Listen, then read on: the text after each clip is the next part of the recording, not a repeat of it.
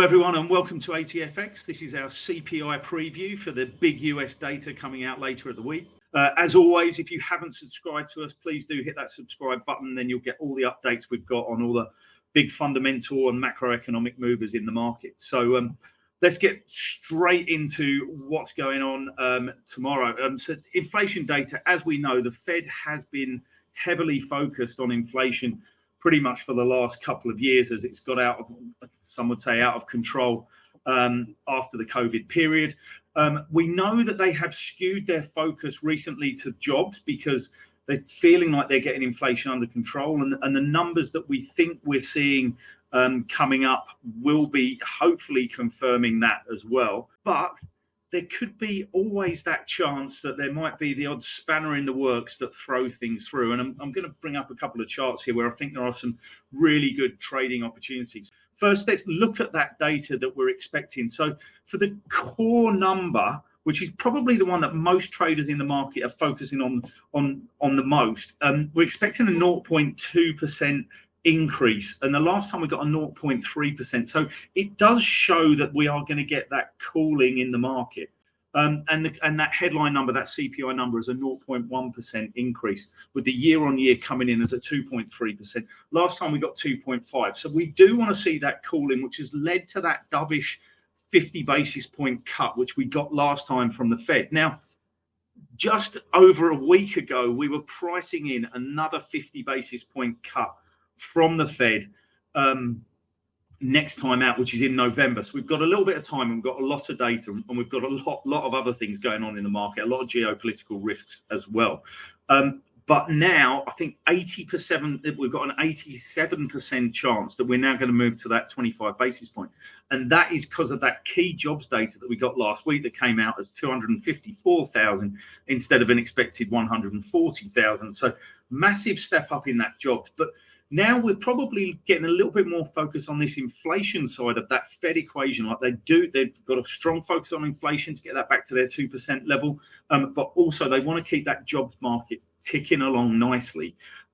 We thought, and the Fed thought, and the indication we got from that last meeting was that we're going to have to give us a little bit more cut. They've turned a bit more dovish, but this jobs data and comments and other data we've got from the US have really pushed us now to looking for that 25 basis point. This is another key data point, this CPI number, as to whether we're going to see a change in those rate cut expectations. So looking at how this could affect the market, and I have to go to dollar yen. Dollar yen has been the big mover, not only in the last couple of months, but probably for this year. This is this move that we've seen from that level down at 139.50 all the way back up to nearly a big figure. In fact, I think we have got 10 big figures out of it. There you go, 149, nearly 50. We're sitting at 148.21. This is the daily chart. If we get a stronger number out of this print, and I'm looking at like that core number coming back in at the 0.3, 0.4 or a 0.5, we could see a break of this long-term resistance trend line and a push back up, certainly to that 150 level. And then we're looking at that 200-day moving average at 151 and even possibly higher. That could really throw the spanner in the works, especially for the people that were getting so dovish on the Fed and even the Fed themselves. Conversely, what could happen as well is if we do see inflation cooling at a much faster rate, so we get a zero print, we get a negative print, or we certainly see that year-on-year data come down to that 2% level. Don't forget, expectation is for 2.3. We would see dollar yen moving back into this range. So keep an eye on that. It could be, I think we could see big moves. And we're looking at dollar yen in particular. I'm going to flick over to the euro in a minute. Dollar yen's been moving a lot. We have seen a lot of movement in it. A lot of it's been on interest rate differentials. It is the big interest rate differential at the moment. US against the potential hikes from the Bank of Japan, even though we know they've pulled back a little bit on there from the new Prime Minister. Keep an eye on this dollar yen. I think it's the one that's going to move. We're just going to snip over to the euro. So here we are on the euro chart, and as I said, the dollar yen chart, that gives us a really good potential for trading, but the euro equally so. And I looked at this once again, we're on the daily chart, so the longer term chart for those better, bigger term moves. Once again, we're looking for a break of a trend line. It's the same direction, but obviously dollar yen has the dollar as the base. If we get a stronger number, if it comes out and makes you know, the potential for a little bit more hawkish or certainly less dovish Fed, then we could see a break of this trend line down here.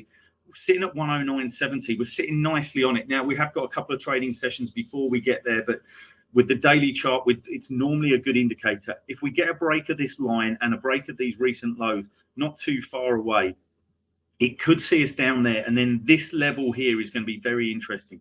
That is a coincidence of the 200-day moving average plus that massive longer term chart level that comes all the way back from that the Q3 2022 low, all the way up with these lows here that we saw earlier in Q3 2024. It's a big level that could hit. That would be a double whammy, and a breakthrough there from a stronger dollar would see us back into fresh ranges for the euro.